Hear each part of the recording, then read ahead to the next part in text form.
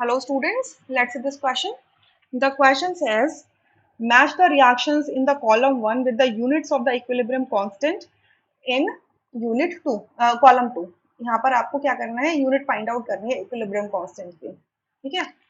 सो आपकी जो equilibrium constant की जो यूनिट होती है, unit of equilibrium constant, unit of के, इट इज क्या होती है.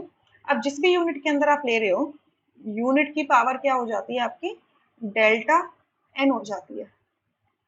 ठीक है, डेल्टा एन हो जाती है. क्लियर. अच्छा, अब देखो डेल्टा एन क्या होता है, number of moles on the product side minus number of moles on the reactant side.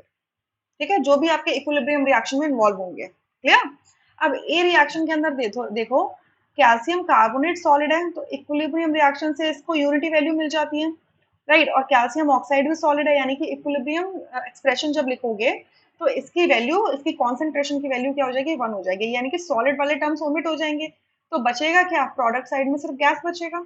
यानी कि ए के लिए जो यूनिट होगी वो क्या होगी, आपके जो CO2 गैस है, इस CO2 गैस है, इसकी जो भी यूनिट आप लेके चल रहे हो, अगर आप पार्शियल प्रेशर में लेके चलोगे, अगर पार्शियल प्रेशर में लेके चलोगे तो आपका क्या हो जाएगा, ATM हो जाएगा. और अगर मोल्स पे निकाल रहे हो तो मोल्स पर लीटर हो जाएगा, मोल्स पर लीटर हो जाएगा. क्लियर. अच्छा, बी में देखो आपका PCl5 गैस डिकम्पोज होकर PCl3 गैस और Cl2 गैस देता है. तो सारे के सारे गैसेस सब्सटेंस है, इक्विलिब्रियम रिएक्शन में इन्वॉल्व होंगे, किसी को आप ओमिट नहीं कर सकते. सो इसके लिए डेल्टा एन क्या हो जाएगा, प्रोडक्ट साइड में कितने मोल्स हैं, 2 मोल्स हैं, और रिएक्टेंट साइड में कितने मोल्स हैं, 1 मोल है, तो इसकी वैल्यू क्या आ जाएगी, 1. सो इसके लिए ये जो यूनिट होगी, वो जो भी आप यूनिट लोगे उसकी पावर 1 आ जाएगी. ठीक है, उसकी पावर 1 आ जाएगी. यानी कि आप क्या ले सकते हो, मोल लीटर इनवर्स भी हो सकती है और एटीएम में भी आ सकता है. ठीक है, एटीएम में भी आ सकता है.